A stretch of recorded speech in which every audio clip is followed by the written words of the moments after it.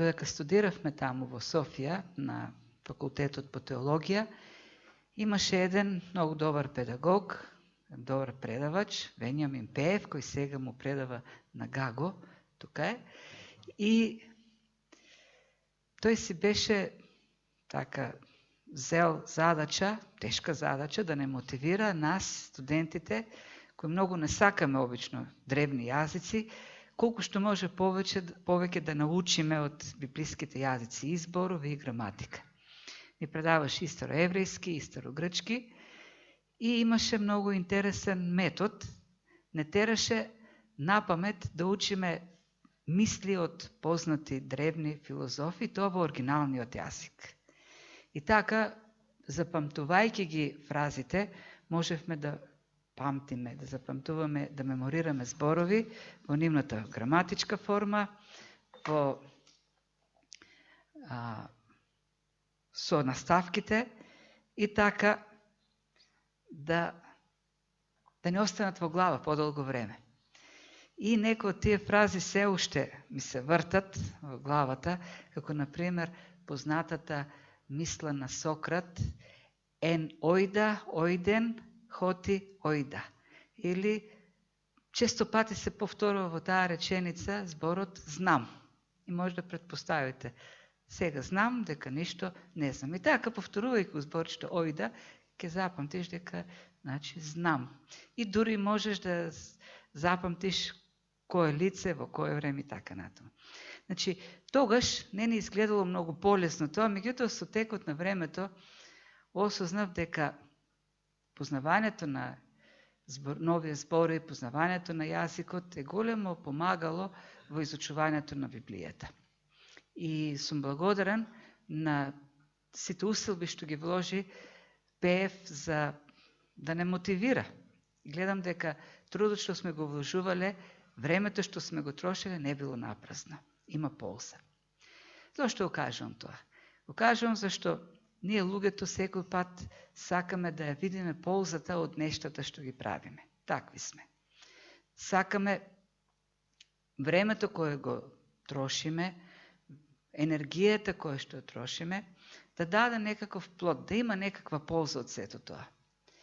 И нормално е, како луѓе, да си го поставиме прашањето, а има ли некаква полза од духовниот растеж? Има ли некаква полза од принесување на плод во духовниот живот?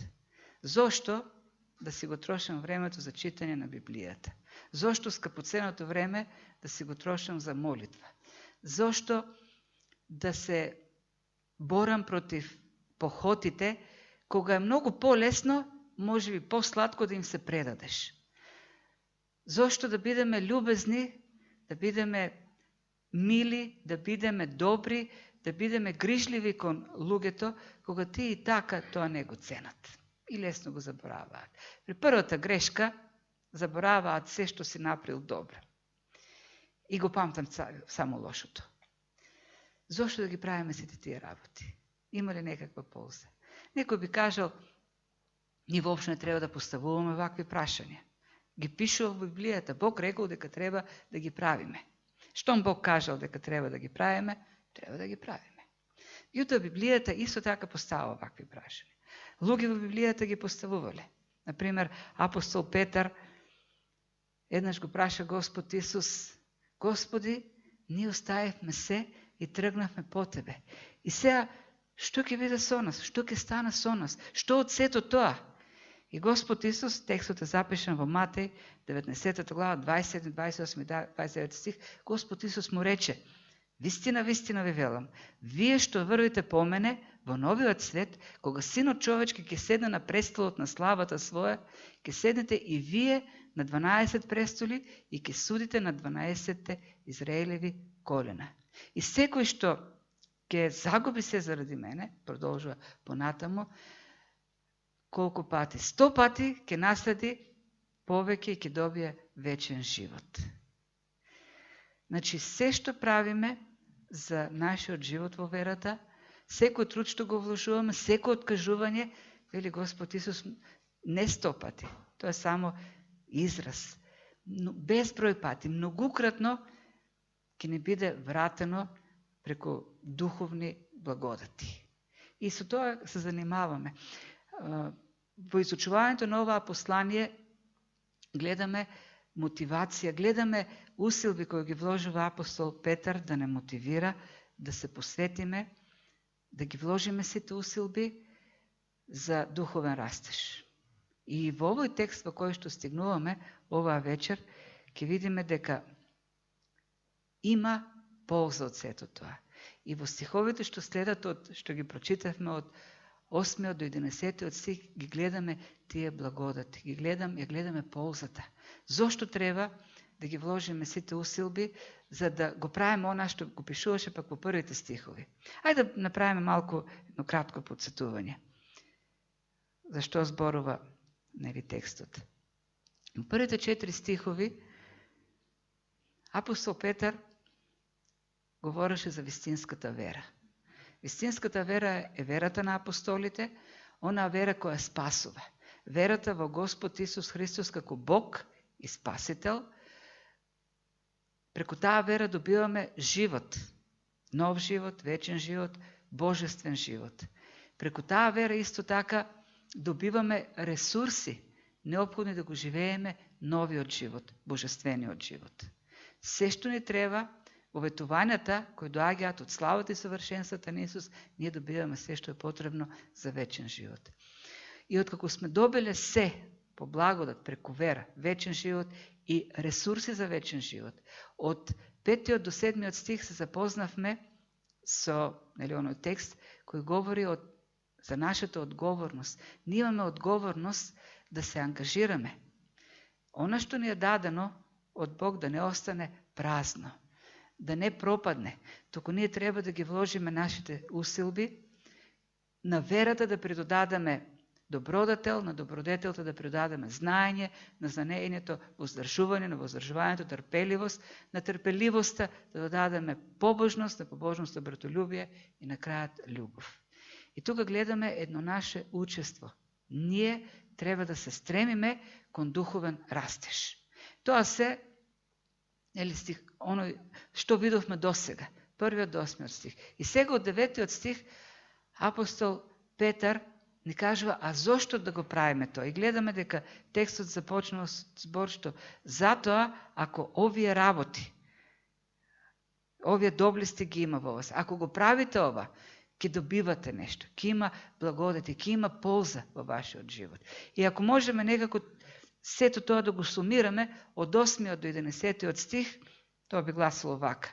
Благодатта од растежот во побожноста се плодотворен живот, сигурност во спасението, постојанство во верата и вечен благослов. Благослов кој го искусуваме во Божиото царство. Овдека на земјата ќе имаме плоден живот, ќе имаме сигурност дека сме повикани и избрани, ќе имаме постојанство во верата, ако се стремиме кон духовен растеж, а еден ден ќе бидеме славно дочекани во вечното царство.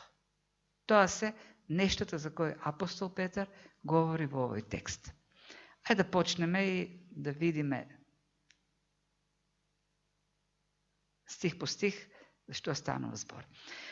Во првите 2 стиха, или поточно во 8 стих, гледаме дека има директна врска меѓу растежот во побожноста и плодоносноста или полниот и успешниот живот.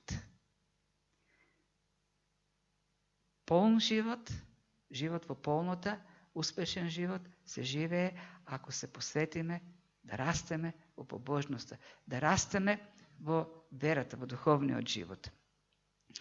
Ако овие доблести ги имате, ова фраза не подсетува на она што беше досега кажано. Нели?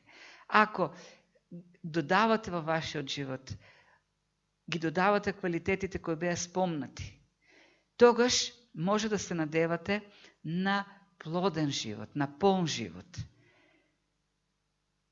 Нема да бидете празни и бесплодни. Во спротивност, ако ги нема овие работи, последниот стих вели, тогаш не можеме да очекуваме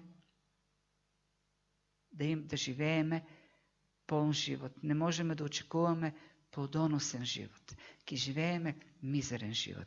Значи, основната идея на prvите два стиха е растежот во побожноста го прави животот да биде вистински. Христос ни вети да имаме, ни вети дека ќе имаме живот во полнота. Тој живот во полнота ќе го имаме ако ресурсите што ни ги дава Бог, спасението што ни го дава Бог, ако во сето тоа ние растеме, ако сето тоа го умножуваме, вложувајќи усилби, ако го живееме сето тоа. Нашиот живот ќе се остане мизерен ако сите тие работи останат празни. Првото нешто што можеме да го видиме. Полезни и плодоносни служители се оние кои вистински го познаат Бог, но претходно да говориме за нешто друго. Значи, таа директна врска која што постои меѓу растежот во побожноста и плодоносноста, тоа е квалитетот на животот. Значи, вниманието е свртено со тоа што ќе не се случи ако не растеме во побожноста. Гледате, конструкцијата е негативна. Тој не вели, ако овие доблести ги имате, тогаш ќе бидете полни и плодни.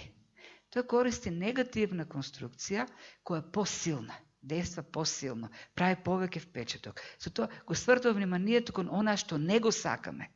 Секој пат кога го акцентираме она што не го сака човек, тој действа повеќе. Зашто луѓето бегат, повеќе внимание привлекува кога ќе му спомнеш нешто што не го сака. И тоа вели, ако не сакате да имате бесплоден живот и празен живот, тогаш треба да ги имате овие доблести. Зошто таква негативна конструкција? Зашто никој не планира да има празен и бесплоден живот. Никој не планира да има неуспешен живот.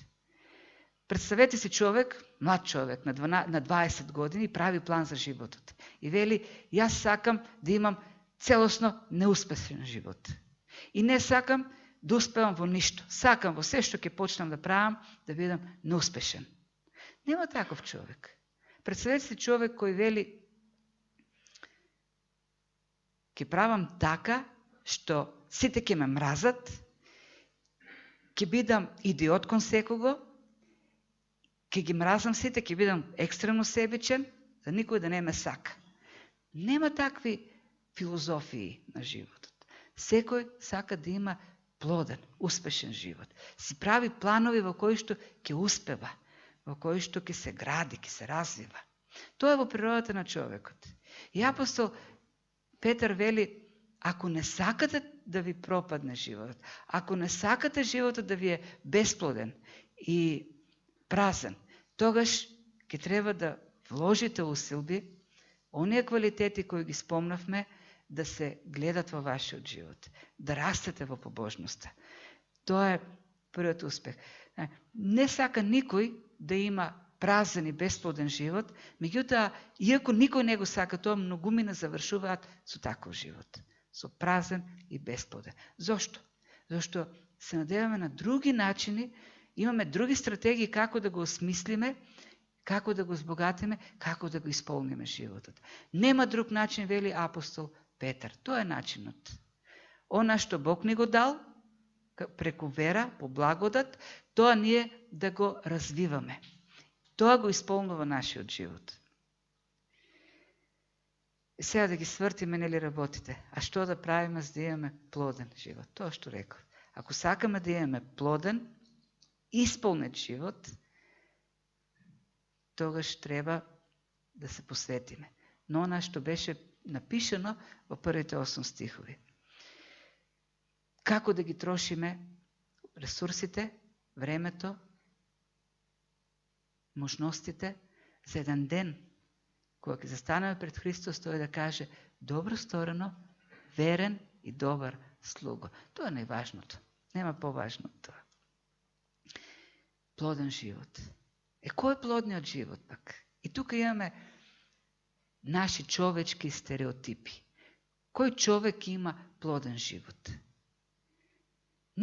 Дури ние христијаните, вклучуваме многу човечки мерки да го измериме плодниот живот на христијанинот, на верниот човек. Например, јас многу пати така се фаќам во таа стапица и си мислам, успешни пастори се оние кои водат големи цркви. Има многу луѓе, во кои секоја недел доаѓаат многу нови луѓе и растат по илјадници членови. Или пак пишуваат книги кои се продаваат во милионски тиражи. Или предаваат на факултети во кои што има илјадници студенти, не само десетина. Тоа се плодни луѓе, кои имаат голем плод во животот. Навистина тоа може да биде и показател во нашите човечки очи, но не секогаш вистинскиот показател.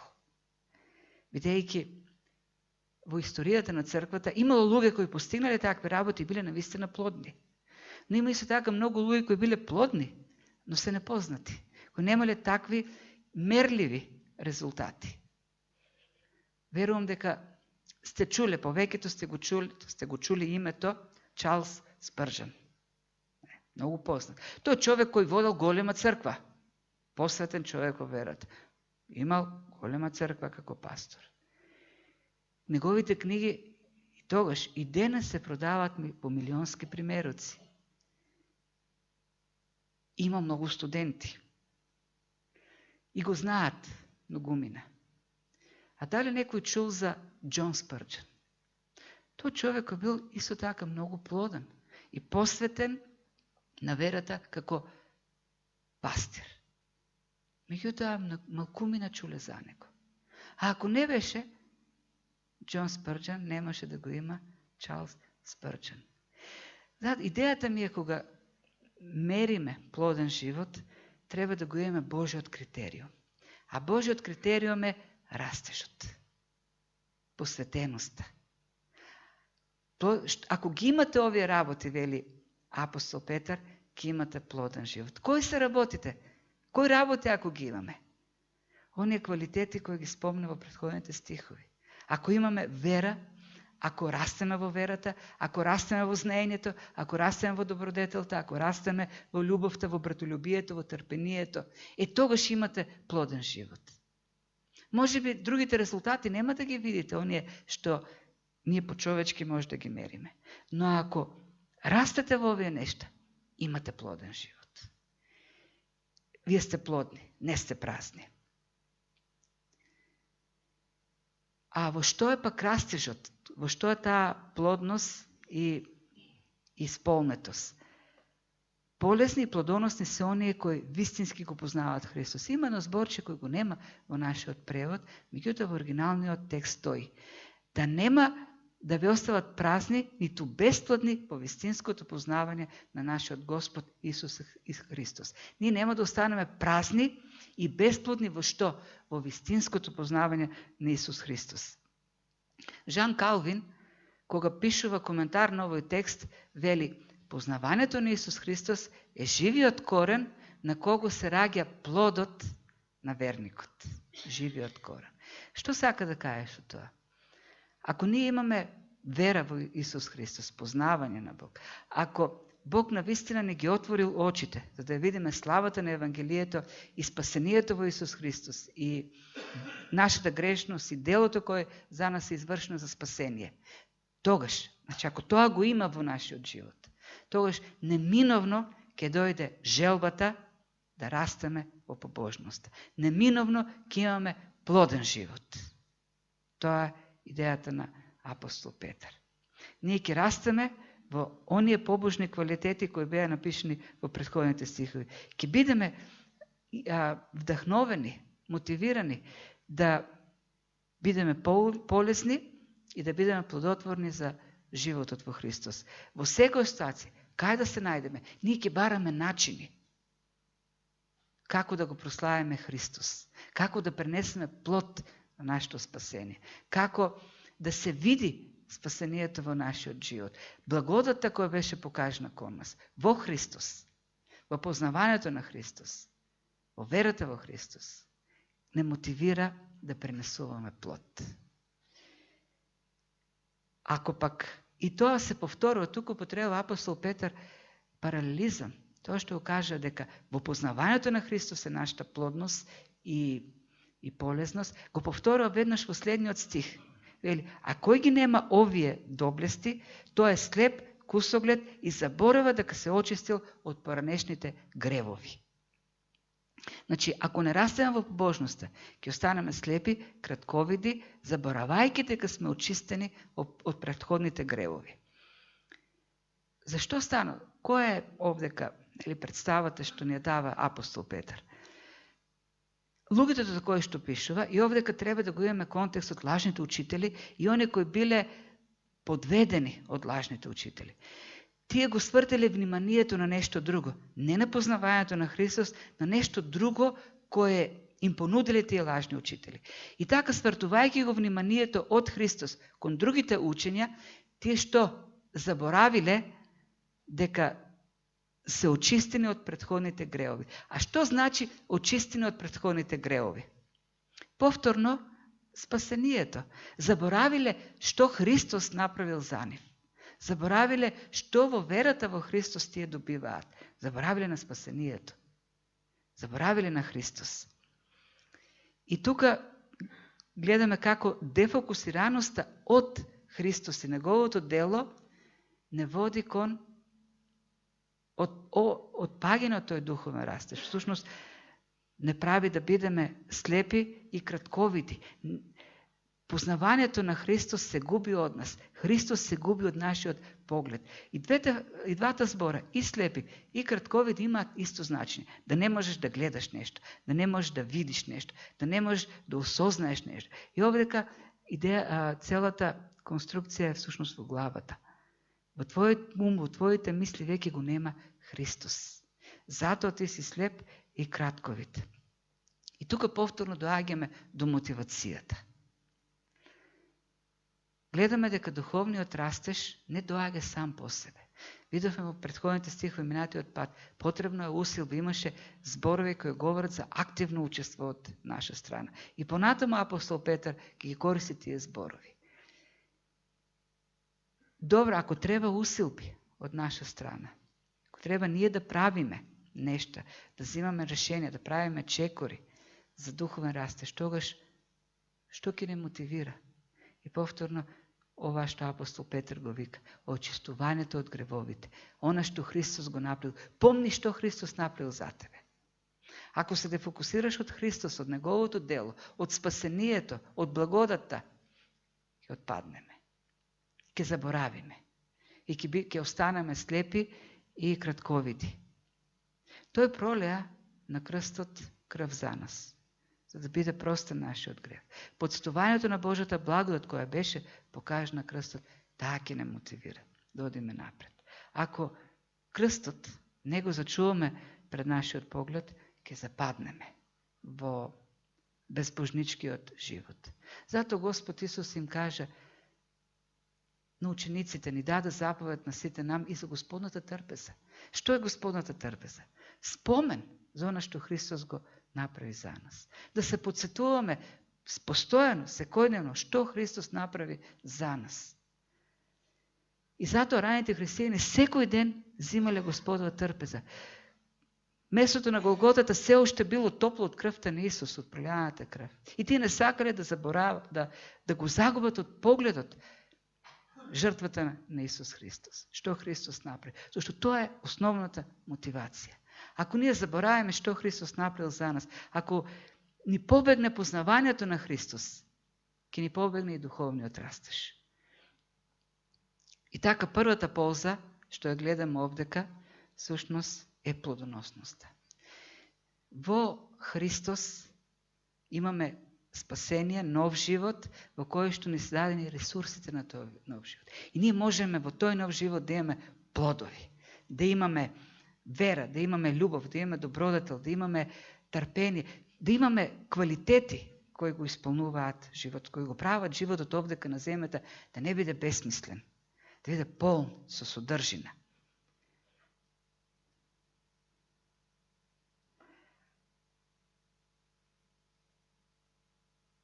Растежот во побожноста бара посветеност, а резултира со сигурност во спасението како друг плод, како друг благодет, ова е кажано. Браќа, затоа уште повеќе настојувајте да го зајакнете вашиот позив и избор. И овдека реченицата почнала со зборишто браки, тоа е единственото место во посланијата на апостол Петар и во двете послания каде што тој се обраќа со браќа. И на овој начин тој сака да воспостави некој поблизок однос. И веројатно сака да ги придобие за она што го кажува. Многу важно е. Овие стихови се важни. Црквите, христијаните до кои што пишува апостол Петар, гледаме од ова второ послание дека се заплашени, дека се загрозени, дека има опасност тие да отпаднат, да бидат залажени со лажни учења, да бидат одвлечени во лажни учења. Многу важно ова што го пишувам, вели апостол Петар. Се обраќа така поинтимно кон нив. И продолжува да вложите, да настојувате да го зајакнете вашиот позив и избор и употреба повторно две глаголски дејства кои се активни во тој поглед, кои барат активност од субјектот, од читателите. Вие ќе бидете тие што ќе настојувате да го зајакнете вашиот позив и избор. Значи, повторно акцент на неопходноста од вложување на големи усилби. И двата збора настојувајте и зајакнете се силни зборови во тој поглед. Зборови кои треба да покажат голема мотивација, голем интерес да се прави нешто. Зошто е сето тоа важно? Зошто треба вие да го покажувате тоа? Зошто треба вие да го вложите сето тоа? Зошто само така ќе се види дека вие сте навистина повикани и избрани. А фразата повик избор, што значи? Спасение. Ако не сме повикани, ако не сме избрани, нема спасение. Како ќе бидете сигурни дека имате спасение? Со тоа што растете во побожност. Со тоа што сте мотивирани, сакате да растете во побожност. Со тоа што вашиот живот добива смисла преку растежот во побожноста. Во прославувањето на Бог.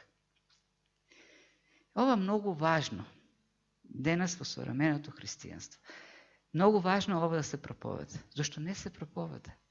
Современите евангелизатори кои ги се интересираат од бројки, шират учење според кое во моментот кога ти ќе го примиш Исус за Спасител, ти веќе можеш да си запишеш во твојата Библија дата, час кога си бил спасен и си сигурен во спасението.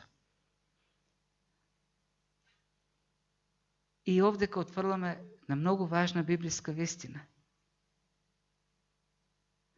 Новиот живот, спасението, секогаш се манифестира преку плодот на побожноста. Нема спасение ако нема плод на спасението. Нема спасение ако нема стремеш, копнеш за духовен растеж. Тоа е истината. Тоа на што апостол Петар го кажува овдека. Апостол Петар овдека не како некои места каде што апостол Павле, например, мотивира за трудење, за служење, за посветеност, заради награди, венци на небото. Не е тоа темата на апостол Петар. Апостол Петар овдека користи зборчиња кои директно го адресираат спасението. Значи, овдека не станува збор за мотивација, правете повеќе за да добиете поголеми повеќе награди на небото. Не. Неопходно е да се запрашате, имајќи го предвид проблемот во црквата, дали имате спасение, вистинско спасение. Дали ќе бидете пречекани радосно во вечното царство. Тоа е овдека прашањето кое го поставува апостол Петар. И гледаме нешто што исто така го забораваме често, дека има конекција меѓу Божјото спасение кое е само од Бог и нашите усилби за растеж во побожноста. Спасението е само од Бог. И тоа е беспорно. Ние се спасуваме со вера преку Божјата благодат. Ние во нашата природна духовна смртна состојба не можеме самите да се извлечеме од таа природна духовна состојба на смрт. Бог треба да ни ги отвори очите, да можеме да ја осознаеме состојбата, да го видиме неговото, да го разбереме делото на спасението, да го прифатиме и да бидеме спасени. И да бидеме очистени. Иако во нашиот текст пишува во 9 стих дека сме заборавили, некои заборавили дека се очистени, во оригиналот текст формата е пасивна. Сте се биле очистени. Што е Божјо дело? И во тој поглед спасението е само од Бог. Ако тој не повикал и избрал, нема спасение. Меѓутоа, забораваме нешто друго. И тука е прашањето, како да бидеме сигурни дека Бог навистина не повикал и не избрал? Ако има плод, ако ние се посветиме на растеж во духовноста, ако се гледа, ако се види дека Бог навистина не ги отворил очите, дека Бог навистина не ги отворил срцата, дека Бог навистина не отворил да видиме каква мизерија е овој живот и дека без него не можеме да имаме вистински осмислен живот. Спасениот верник копне да му се покорува на Бог. Апостол Јован го пишува исто това во неговото прво послание. Вели, по тоа знаеме дека сме го познали, кога ги чуваме неговите заповеди. Тоа е единствениот показател. Ние сме го познали Бог, сме поверували во Бог, ако ги пазиме неговите заповеди. Во првото послание на Јован, 2 глава, 3 стих. Нашата посветеност за растеж во побожноста го зајакнува повикот и изборот, тоа е сигурноста дека сме спасени. Растежот во побожноста резултира и со постојаност во верата. Зашто ако го вршите тоа, никогаш нема да погрешите. Кој ако вршиме? Повторно не навраќа на оние работи во 5, 6, 7 стих. Додава и на верата оние квалитети. Ако го правите тоа, ако вие сте насочени кон духовен растеж, тогаш нема да погрешите. Се, што значи тоа нема да погрешите? Нема да правите повеќе грев во животот? Не е тоа идејата.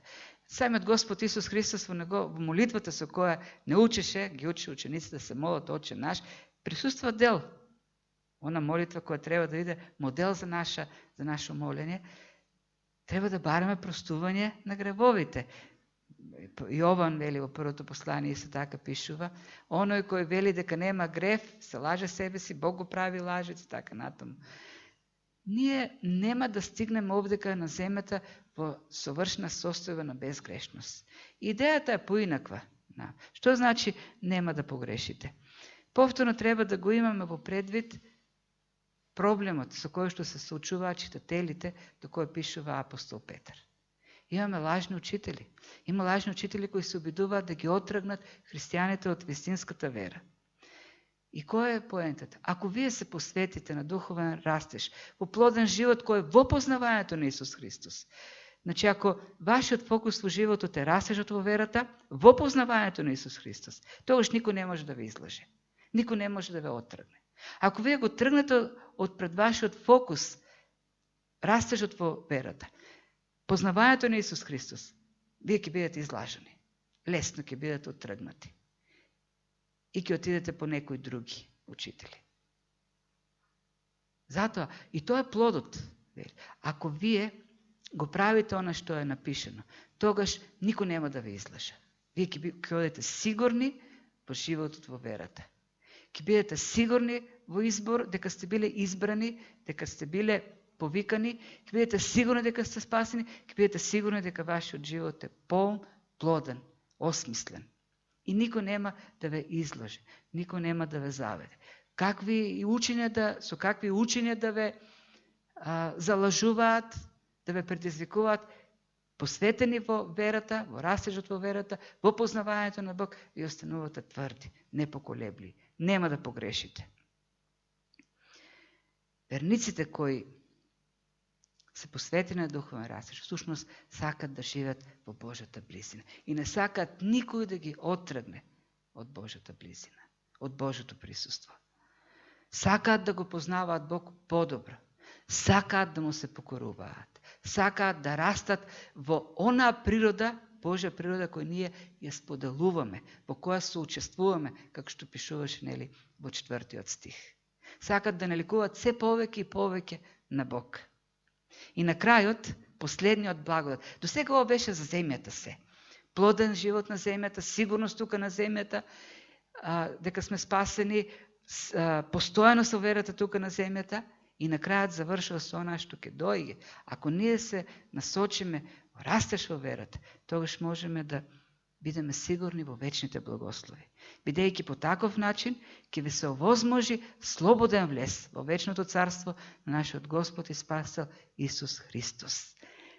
Овдека за прв пат, тоа е единствен пат сушност во Библијата, каде што во комбинација одат заедно зборовите вечно и царство. Обично небесно царство, Божо царство, ова е единственото место каде што говори за вечно царство. Тоест, вам ви обезбедено царство кое никогаш нема да престане, а и вие никогаш нема да престанете да существувате во тоа царство. Зборчето овозможи го издвоив како важно зборче, зашто веќе го сретнавме минатиот пат, епихорегео. Сеќавате, тоа беше она зборче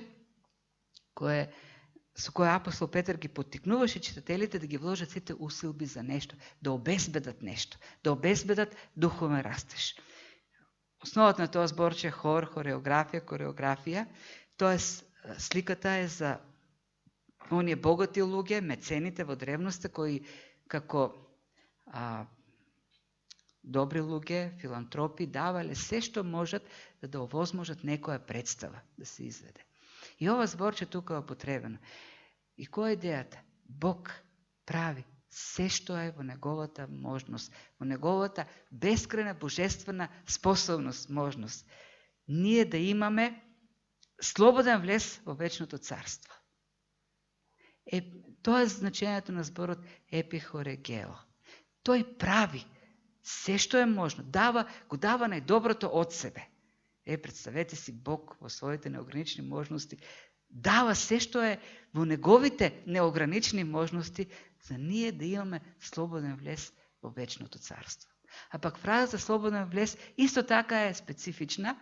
Ние така можеме единствено буквално да ја преведеме, меѓутоа таа фраза се употребува за оние хероите кои се враќаат од војна, генерали, императори и се дочекувани при влезот во градовите со фанфари и со славно се дочекувани. Тоа е сликата за која што апостол Петар овдека говори. Вас ве очекува славен, слободен влез во Божјото царство. А Бог прави се што е можно, како нашиот духовен мецена, да влеземе во тоа, слободно да влеземе во тоа Божјо царство. Тоа се благодетите. Полн, осмислен живот, сигурност во изборот и повикот од Бог, постојанство во верата и вечни благодети. И мислам дека ништо друго не може вистински да го осмисли животот и нема поголеми ползи од овие. Ова недела ни беше малку тешка и тажна. Знаете, се молевме за една жена минатите месеци, седмици. Таа сопруга беше сопруга на мој многу близок другар, уште од детството, со кого многу сме поминале заедно. Беше на лекување минатите 2 месеци во Скопје, а пак низиниот сопруг ноќеваше кај нас, а преку ден тоа одеше да се грижи. И во среда вечерта, како што доаѓаше обично во 11 часот се врати и после, некаде околу полнок, му јавија дека неговата сопруга починала. И отидовме заедно. И многу тешко го прифати тоа, многу го погоди таа вест. Ги помина сите фази што ги знаеме, нели, во една таква состојба. Јас го знам, тој мој другар, како многу силен човек, како многу цврст човек. Гледам како смртта ги променува. Го променува целосно животот на човекот.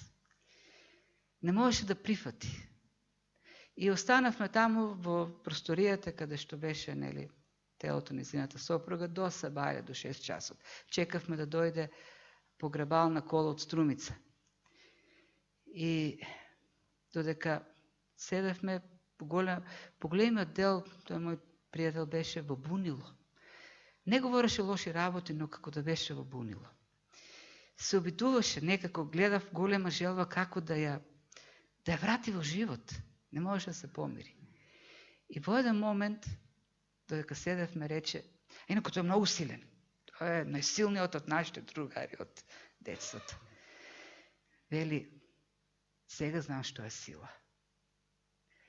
Ова е сила. Ова тело да го вратиш во живот. Каква сила имале апостолите. И ова е вистинска сила. Ние ја мериме силата на различни начини. И постигнавме многу со изумите, со пронедоците. Многу сила. Врати мртов човек во живот. Не можеш. Сакавме и двајцата. Сејата сила да ја употребиме, да ја вратиме во живот. Нема враќање. Се оно што си планираа да го прават, заедно планиравме многу работа, ај кога ќе оздрави твојата сопруга да го направиме тоа и тоа. Се пропадна. И во еден момент му реков, тој мој пријател, знаеш што? Има воскресение. Ја имаме сепак надежда дека е воскресната во Божјото присуство. Тука се мачеше. Таму, каде што нема болка, таму каде што нема измачување. Има ли поголема смисла човечкиот живот од таа надеж? Дека нас ке не дочека во слава оној кој прави се што е можно да влеземе во вечното царство. Инаку се е суета на земјата. Се е безсмислено. Се е празно. Се е бесплодно. Ако го нема ова за кое што апостол Петар говори. А за да бидеме сигурни дека ќе имаме слободен влез и дека ќе бидеме дочекани во славата во вечното царство, апостол Петар предупредува. Посветете се во духовниот живот. Растете во познавањето на Господ. Растете во спасението. Тоа ќе ви даде плоден живот, ќе ви даде сигурност, ќе ви даде постоjanство во духовниот живот и ќе ви даде надеж за целата вечност. И вашиот живот нема да биде напразен. Инаку сите достигани овдека одат во правта и во пепелта. Ако нема таква желба, ако нема таков растеж, ако нема копнеш, тогаш Петар вели, запрашај се да не си како оние во 9 стих кои заборавиле, се слепи косогледи, заборавиле дека биле очистени од гревовите. И да се вратиме на вистинскиот пат. Нека Господ не води во растеж, во божноста, во вистинско спасение. Амин.